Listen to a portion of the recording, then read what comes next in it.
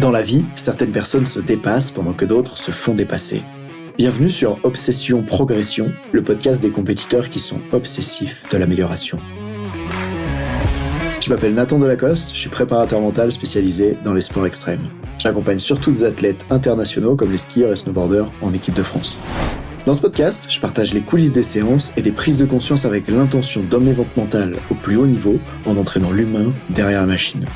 Pour cette quête de performance, je vous parle à la fois mindset, cohésion de groupe, discours d'avant-match, résilience et gestion des émotions. Prenez une bonne dose d'inspiration à chaque épisode, ils sont rendus possibles par Ready to Rock.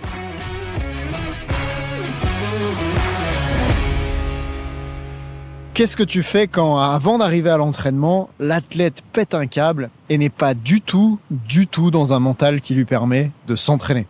C'est ce qu'on va voir dans cet épisode, mais avant ça, laisse-moi te dire qu'il est un peu particulier, parce que cette fois-ci, j'ai décidé d'aller marcher dans la forêt autour de chez moi.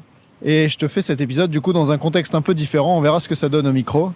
L'idée pour moi, c'est de voir comment les idées viennent différemment en marchant, et surtout de profiter un peu plus de la nature pendant que je travaille beaucoup pour te créer tout ce contenu que j'espère tu aimes. Alors pour en revenir à l'athlète olympique qui débarque en séance, on avait prévu ce jour-là, la semaine dernière, une séance vers 14h. Et on devait aller bosser en profondeur sur un truc, avancer dans le suivi en préparation mentale. Sauf que avant la séance, il me dit à quel point il n'est pas du tout en état de répondre à des questions, de se concentrer, etc. En gros, il venait de se passer quelque chose d'important dans sa vie de couple. Et c'est pour ça que j'ai décidé de tout changer. Je sentais bien que on pouvait pas faire ce qu'on avait prévu. Bon, de toute façon, il me l'a dit. Et donc, plutôt que de forcer à essayer de faire un truc pour lequel il n'était pas dans l'état pour le faire, eh bien, on s'est rendu au parc. D'ailleurs, celui dans lequel je suis en train de marcher maintenant. C'est ça qui m'a donné l'idée pour te faire cet épisode. Et je vais te raconter dans l'épisode quel processus j'ai utilisé pour l'aider, en fait, à se sentir drôlement mieux. Et spoiler, je pense qu'on a été efficace parce que le soir, il est reparti à l'entraînement dans sa discipline sportive. Et il m'a dit qu'il avait fait une de ses toutes meilleures performances, qu'il avait fait un de ses tout meilleurs entraînements. Alors, d'abord, il y a le moment de prise de décision. Prendre la décision de ne pas faire la même séance que d'habitude. Ce qui m'a donné envie de faire ça, c'est de remarquer que, tout simplement, d'être à l'écoute quand il me disait qu'il voulait pas du tout faire ce qui était prévu et qu'il savait pas si ça serait propice ou pas de faire une séance dans ces conditions-là. Mais en même temps, l'autre choix, ça aurait été d'annuler la séance. Sauf que pour moi, annuler la séance, ça avait pas vraiment de sens, dans le sens où si t'as un athlète qui va pas bien du tout sur la dimension mentale, peut-être que le rôle du coach mental, c'est d'être présent. Peut-être pas à chacun des jours de sa vie où ça ira mal pour les 20 prochaines années, mais peut-être que quand il y a une grosse panique comme là, un gros challenge, c'est peut-être de lui apprendre comment tu peux traverser ça beaucoup plus vite pour rebondir et pour pas rester bloqué, coincé dans un état interne limitant pendant, j'allais dire des heures, mais en fait c'est surtout des jours ou des semaines. Et évidemment, il y a différentes façons de faire ça. On pourrait travailler sur les croyances par rapport à ce qui s'est passé, puisque dans chaque conflit vis-à-vis d'un couple, par exemple, une partie des problèmes viennent des croyances qu'on a. Et pour lui, de toute façon, il n'y a que 3 types de problèmes dans la vie. Soit des perceptions, soit des décisions, soit des actions. Je ne vais pas venir en profondeur dans ce podcast là-dessus, mais ça pourrait être les perceptions dans le couple. Sauf qu'à ce moment-là, le problème, c'est qu'il n'est pas prêt pour bosser sur les perceptions. Il n'a pas envie de faire évoluer ses perceptions. Le truc est trop frais. Et donc, je me dis, on va aller bosser avec le corps. On va aller changer son état interne, comment il se sent, à partir de méthodes basées sur le corps. Et là, ce jour-là, j'ai beaucoup de chance. C'est que déjà, il fait un grand soleil. Donc, je l'emmène dans un énorme parc, une grande forêt. Et on commence la séance ensemble. Quand il arrive, il me dit « Tu sais, là, je suis très énervé. J'ai envie de taper sur tout ce qui bouge. » Et chose super importante que j'aimerais te transmettre, quand tu accompagnes quelqu'un qui est dans un tel état, un état de colère, de frustration, etc., la première chose à faire si tu veux pouvoir accompagner cette personne, c'est de se synchroniser à elle. C'est d'aller se mettre soit dans un état similaire, moi j'avais pas forcément envie de me mettre en colère, mais encore que j'aurais pu, soit au moins d'avoir un niveau de langage, de tonalité, de paraverbal qui soit proche de celui de cette personne. C'est-à-dire que quand il me dit « Oh, j'ai envie de taper sur tout le monde », je lui réponds, et c'est pas un hasard, je lui réponds « Si tu veux, on peut commencer par se taper dessus ». Et je lui dis pas « Oh Paul, calme-toi, ça va aller, on va faire une séance ensemble, tu vas voir, tu vas te sentir mieux ». Non, j'y vais, je rentre dedans, je dis « Si tu veux, on peut commencer par se taper dessus ». Et je vais avec lui, en fait, je vais dans la direction dans laquelle il est parti pour pouvoir le prendre par la main là-bas et l'amener ensuite dans une autre direction. Donc on commence à faire ça, on commence à se mettre à marcher sous le soleil. On a la chance d'avoir un environnement qui est aidant. En fait, une chance, mais à la fois c'est un choix aussi. C'est-à-dire qu'on a pris ma voiture, on y allait. Et l'idée ici, c'est si tu veux aider quelqu'un à changer d'état interne, la première chose que tu dois changer, c'est son environnement. Par exemple, quand tu es chez toi, par exemple, je vais te parler d'un truc que j'ai vécu. Quand j'étais chez moi, seul, triste, sur mon canapé, parce que ça se passait mal avec une fille, le pire chose que je peux faire, c'est rester pendant des heures sur mon canapé à être triste. Et donc, il y a ce moment où je choisis de changer d'environnement et de changer comment j'utilise mon corps pour pouvoir passer à autre chose. Donc j'emmène cet athlète, Paul, on va dire que c'est son nom anonyme, et je l'emmène dans un environnement qui est propice à se sentir mieux, c'est-à-dire un parc, les petits sons des oiseaux, grand soleil, et je le sors de la cage dans laquelle il tourne. Par exemple, ça serait assis avec les yeux rivés sur son téléphone. Et là, on se balade. Et après 10 minutes de marche, il y a déjà les premiers effets qui commencent à se faire sentir. Tu vois, tu mets le corps en mouvement, tu viens le stimuler avec d'autres sensations et t'arrêtes de scanner ton écran avec tes yeux. Et là, d'un coup, il y a déjà des choses qui changent. Et puis j'ai commencé à lui faire des exercices dont je vais te parler dans cet épisode de podcast. Et la raison pour laquelle je vais t'en parler, c'est que j'ai jamais suivi une formation qui dit « Comment tu fais pour gérer sur le coup un problème avec un athlète qui pète un câble ?» Et finalement, j'ai dû improviser sur le terrain avec les outils que j'avais. Et je me suis dit que ça pourrait intéresser d'autres préparateurs mentaux qui m'écoutent à implémenter ça, et ou même des entraîneurs, parce que finalement, moi, avec cet athlète-là, j'ai pris 1h30 pour le faire. D'ailleurs, au début, on devait prendre très peu de temps, mais comme ça se passait bien, et on a rallongé la séance.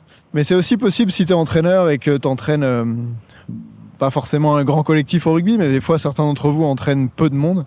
C'est possible pour vous de mettre ça en place.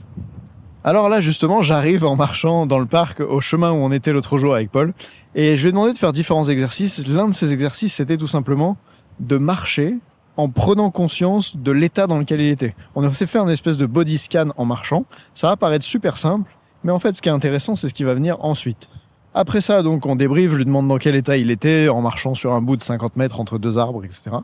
Et là, je vais lui proposer de voir comment l'utilisation de la posture influence son état interne. Tout simplement, je vais lui demander de marcher à nouveau entre ces deux arbres, de parcourir les 50 mètres, mais cette fois-ci, il doit absolument regarder vers le bas, avec les épaules penchées vers l'avant. Et il s'exécute. Et là, il se passe quelque chose d'étonnant, c'est que, en fait, de pas étonnant du tout d'ailleurs, c'est que quand je lui questionne sur ce qui s'est passé, il me raconte qu'il a ses pensées qui viennent, qu'il se sent pas bien, etc.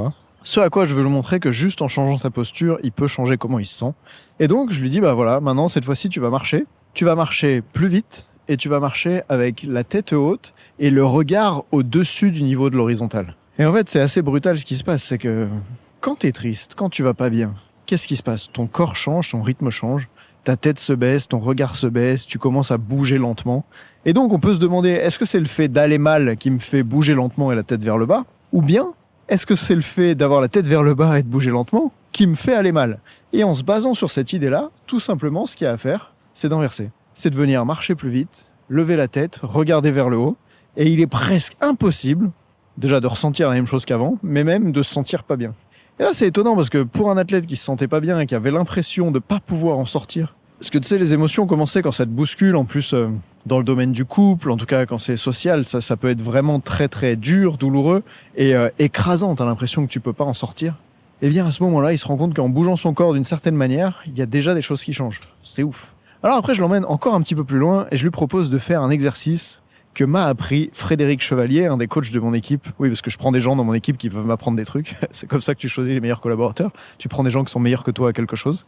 Et donc, Fred, il m'a appris qu'avant d'aller faire un bain glacé, une façon de déconnecter le mental de toutes les pensées négatives qu'il peut y avoir et limitantes sur bientôt l'eau, elle va être froide, et toutes les sensations désagréables du corps qui y sont liées, etc. Il nous fait faire cet exercice où on doit courir sur place en apnée après une expiration. Donc en gros, c'est très simple. T'as pas d'air, parce que t'expires, et tu cours sur place le plus vite possible. En tout cas, le plus fort possible, parce que tu bouges pas, donc il n'y a pas vraiment de vitesse. Et tu fais ça une fois. Tu reprends l'air parce que t'en peux plus, tu recommences, t'expires, tu cours sur place. À chaque fois, ça dure entre 5 et 15 secondes, parce qu'en fait, t'as plus d'air. Et en fait, cette méthode, elle vient vraiment choquer le corps, parce qu'au bout d'un moment, ce qui se passe, c'est que comme t'as pas du tout assez d'oxygène ou les autres diront qu'il y a une trop grande accumulation de dioxygène. Je sais pas exactement lequel des deux c'est, probablement les deux. Bref, à un moment donné, tu manques d'air, quoi, en français. Et à ce moment-là, c'est incroyable ce qui se passe, c'est que comme t'es connecté à un problème vital de survie, en mode « faut que je respire », et ben ton cerveau lâche par rapport à tout le brouhaha et la merde qui tournait en mode toutes ces pensées désagréables, lui, Paul, les pensées qu'il avait par rapport à son couple, etc. En fait, au moment où il va mourir s'il respire pas, il est forcément obligé de se reconcentrer sur ses sensations du corps et sur cet appel un peu à la survie. Et ce qui est amusant, c'est que tu pourrais me dire « Ah, mais Nathan, ça marche que pendant les quelques secondes où tu fais l'exercice. » Eh ben non, c'est comme s'il y avait un switch qui se faisait, d'ailleurs Fred, coach de mon équipe, il adore ce mot, comme s'il y avait un changement, une bascule qui se mettait en place. Et après, c'est différent.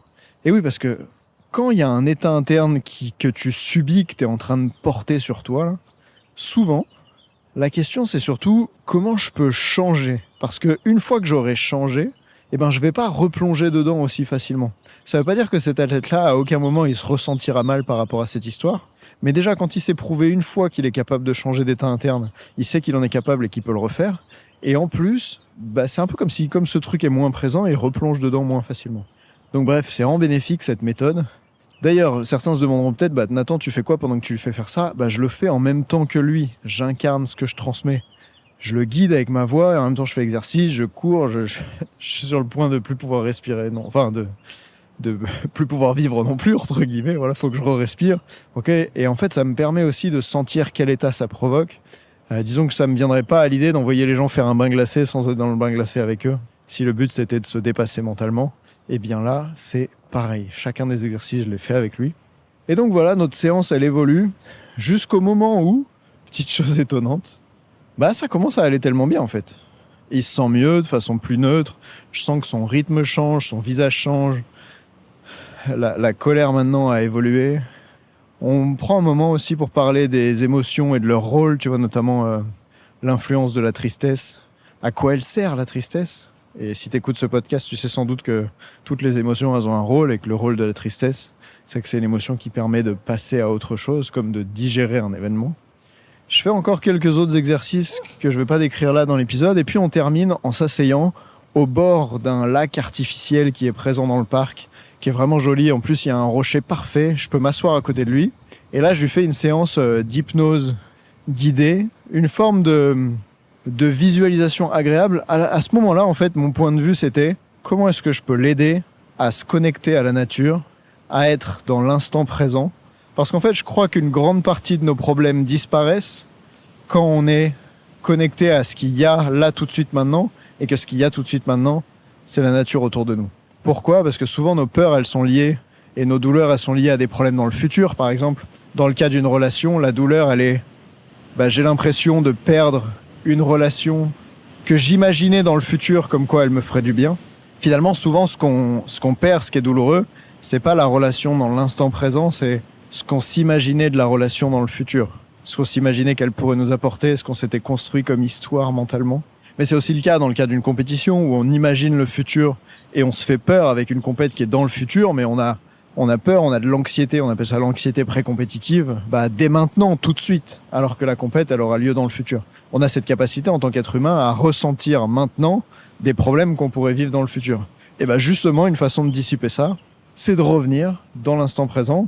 Et donc, c'est ce que je le guide à faire avec cette séquence de visualisation hypnotique. Et pour ça, on fait appel aux différents sens. Je lui demande d'entendre les sons qu'il y a autour de lui à ce moment-là. D'ailleurs, je sais pas si tu les entends dans le micro, mais il y a quelques oiseaux qui font du bruit, c'est assez chouette. Il y a aussi les bruits de l'eau et du vent. Et à ce moment-là, d'ailleurs, il faisait une très belle température pour que le vent soit juste absolument agréable sur la peau. Et je peux faire comme ça des évocations pour qu'il ressente les points de contact du vent sur la peau et comment ça agit. Bref, je vais pas t'en faire une au micro là, parce que si t'es en train de m'écouter en voiture, je voudrais pas que tu t'endormes, mais en gros, je l'accompagne à ressentir les différentes sensations qu'il y a dans ce moment, les sensations qui sont provoquées par l'environnement. Et cet environnement, c'est la nature, donc les sensations des bruits d'oiseaux, les sensations du vent, les sensations de la roche sur laquelle il est assise. Jusqu'à un moment où il y a le film Kung Fu Panda 4 qui vient de sortir, et je sais pas si vous avez vu Maître Shifu à l'intérieur, il dit tout le temps apaisé dans ses séances de méditation. Bon, moi j'y ai pas pensé parce que j'avais pas encore vu le film au moment de la séance, mais jusqu'au moment où je peux voir clairement le niveau de sérénité qu'il y a sur lui, sur son corps, dans sa tête. Et il me dit « Ah, tu sais quoi Nathan, là j'ai vraiment voyagé dans ma tête, je me suis retrouvé au bord d'un lac en Corse, c'était vraiment super, j'ai pris de la hauteur. » Et en fait, on termine la séance, et ce qu'on remarque, c'est que juste il a changé d'état interne. Et ça nous a pris 1 heure, finalement on a fait ça pendant 1h30 parce que j'avais envie d'emmener le truc encore plus loin avec lui et que j'avais le temps. Mais ça aurait aussi pu prendre 30 minutes, juste là en 1h30 on a vraiment bien fait le job. Et ce qui est marrant, c'est que quand on s'est revu la semaine d'après, je dis marrant mais en fait c'est pas marrant, c'est juste tellement intéressant. Quand on s'est revu en séance la semaine d'après, la chose qu'il m'a dit c'est « Nathan, le soir après t'avoir vu, j'avais une séance et j'ai fait une performance incroyable. Une séance d'entraînement dans sa discipline. » Et là je lui ai posé une question, je lui ai dit « Mais Paul, au moment où on s'est appelé entre 12 et 2 et que tu voulais pas venir faire la séance avec moi, si je t'avais dit « T'inquiète Paul, ce soir tu vas faire une de tes meilleures séances d'entraînement », tu m'aurais cru. Et il m'a dit « Ah non, mais jamais de la vie, j'aurais pu penser que ça arriverait, je me sentais trop mal, c'est pas possible que ça se réalise, etc. » Et au final, eh bien pourtant c'est ce qui s'est passé. Et je trouve qu'il y a un apprentissage clé derrière ça qui est méga important, c'est celui-ci. Même quand tu te sens extrêmement mal quelques minutes ou heures avant l'événement important, dans son cas à lui quelques heures, tu peux quand même être absolument au rendez-vous du moment important. Et ça m'est arrivé combien de fois dans ma carrière aussi même de snowboarder, de crossfitter, où des fois je me sentais pas bien, je me sentais fatigué, et t'arrives à un entraînement important, et en fait après l'échauffement, boum, ton niveau il est là, t'es frais et tout. Alors évidemment tu peux pas avoir une vie qui fonctionne autour de ça, des fois il va falloir récupérer ou se sentir bien, mais ce que je veux dire c'est que à court terme, le corps, le cerveau sont tout à fait capables de mettre en place les ressources dont on a besoin pour pouvoir performer au moment T. Pour lui, ça a été un super apprentissage de se rendre compte qu'il peut être super mal quelques heures avant et qu'en fait, ça se passe super bien dans sa discipline juste après. Parce que quand tu as cette croyance-là en tête, la prochaine fois, tu flippes beaucoup moins quand tu te sens pas bien avant une échéance importante. Et ce qui a permis ça, c'est non seulement que comme tout compétiteur, il a un cerveau et un corps qui sait le mettre au rendez-vous des moments clés, mais c'est aussi d'avoir arrêté de subir son mental, puisque cet après-midi-là, on a bossé ensemble, et au lieu de subir son état interne, il a appris à le changer. Et je pense que quand tu combines ces 2 éléments-là, tu peux te retrouver à te mettre dans les dispositions nécessaires pour pouvoir faire de superbes performances. Voilà, c'est presque la fin de cet épisode. N'hésitez pas à m'écrire sur Instagram pour me dire si ça vous a plu, à Nathan Delacoste, dans le sens où ce type de problématique-là, j'ai suivi peu de formations qui expliquent comment le gérer, et donc j'ai essayé de mélanger différentes connaissances ou outils que j'avais acquis pour pouvoir l'aider durant cette séance. Et en plus, ce qui est challengeant pour moi, c'est que on va dire que 80% du travail de préparation mentale que je pratique, c'est plutôt sur les processus cognitifs, sur les croyances, sur les états d'esprit limitants chez les athlètes, et c'est un peu moins psychocorporel. Même si, tu le vois bien, j'organise pour mes clients des bains glacés, on se fait des trucs de dingue, donc voilà, aujourd'hui je peux pas dire que c'est pas du tout quelque chose qui fait partie de ma pratique, mais c'est pas autant présent que le reste. Et donc quand j'étais confronté à un événement comme ça, c'était super pour moi en tant que coach, pour me forcer à progresser, à me challenger, à mettre en œuvre de nouvelles méthodes comme ça. Et j'aimerais bien que tu me dises, toi, si ça t'a servi, ou si tu te dis, je sais pas avec quel athlète ça va me servir, mais je sais que la prochaine fois que ça va arriver, eh bien, je serai dans de bonnes conditions pour pouvoir l'accompagner avec ça. Finalement, si on se demande quels sont les points clés de l'épisode, c'est 1, je me synchronise à l'athlète, je vais le chercher là où il est. 2, la première chose à changer, c'est l'environnement. C'est ça qui a le plus d'impact sur comment on se sent. 3, le corps. Qu'est-ce que je fais avec mon corps? Et d'ailleurs, des fois, on peut pas changer d'environnement. Eh bien, on peut au moins changer ce qu'on fait avec son corps. Et 4, utiliser des outils plus poussés comme ceux que j'ai vus dans l'épisode pour pouvoir changer d'état interne. 5, je pourrais rajouter faire des body scans régulièrement au fil de la séance pour voir comment est-ce que les choses évoluent. Parce que plus l'athlète prend conscience que c'est en train d'aller mieux, eh bien, plus c'est comme un cercle positif, vertueux, je crois que c'est comme ça qu'on dit, un cercle vertueux, qui l'aide à se rendre compte qu'en fait ça va. Et d'ailleurs, j'aimerais ajouter à ça une petite pépite pour terminer l'épisode. On peut avoir peur quand l'athlète va mal, de le faire aller encore plus mal. Oui, notamment parce que comme on va lui faire mettre de l'attention sur ce qui va mal, c'est possible que ça s'amplifie. Puisque la règle du cerveau fonctionne de la façon suivante, ce sur quoi tu mets ton attention, ça s'amplifie. Et donc, on a peur d'être maladroit, etc. Mais en fait, n'ayez pas peur de ça, parce que quand on accompagne, une des meilleures choses qu'on peut offrir à la personne, c'est que quand on l'aide à se rendre compte qu'elle est capable par elle-même d'amplifier ses difficultés, par exemple, si je me concentre sur mes sensations désagréables dans le ventre, elles vont avoir tendance à s'amplifier, en tout cas d'un point de vue des perceptions. Quand la personne prend conscience qu'elle peut amplifier par elle-même quelque chose de désagréable, elle prend encore plus facilement confiance qu'elle peut amplifier par elle-même quelque chose d'agréable. C'est un petit peu une méthode contre-intuitive qui consiste à faire sentir dans une direction pour qu'elle puisse imaginer ce qui est possible dans une autre direction. Et je crois aussi que ce qui compte, c'est beaucoup moins d'être capable de faire ressentir du positif à l'athlète que d'être capable de le faire passer de négatif à positif, de positif à négatif, ou pardon, agréable, désagréable. Dans le sens où cette flexibilité mentale dont on a besoin, c'est celle qui te permet de passer d'un état interne à l'autre. Et donc moi, j'avais aucun problème avec Paul quand il commençait à se sentir bien pour réévoquer les problèmes dont il m'avait parlé et le ramener à se sentir mal à nouveau. Parce que déjà, si je le fais pas à ce moment-là, parce que moi, j'ose pas y aller, je sais bien que quand il va repartir de la séance et qu'il va être tout seul avec son téléphone chez lui ou j'en sais rien, il va aller mal de nouveau. Et donc mon job, c'est pas de faire en sorte une fois qu'il quitte son état désagréable et puis qu'il soit dans un état agréable. Non, mon job, c'est de faire l'aller-retour plusieurs fois entre les deux jusqu'à ce qu'il maîtrise le processus à utiliser pour passer de l'un à l'autre. Ok, donc n'hésite pas à faire ça, même si je sais, ça fait peur, on se dit, tiens, je veux pas faire du mal à l'autre, ou j'ai l'impression que je pourrais lui causer des émotions désagréables. T'inquiète pas, les émotions désagréables, il les a déjà sans toi, il en aura aussi sans toi. Donc à ce moment-là, je crois que c'est le moment de foncer, de s'autoriser à faire vivre des expériences à l'autre, et que c'est seulement en vivant ces différentes expériences successives qu'il va pouvoir apprendre ce dont il a besoin d'apprendre, pour arrêter de subir son mental et le maîtriser. Salut!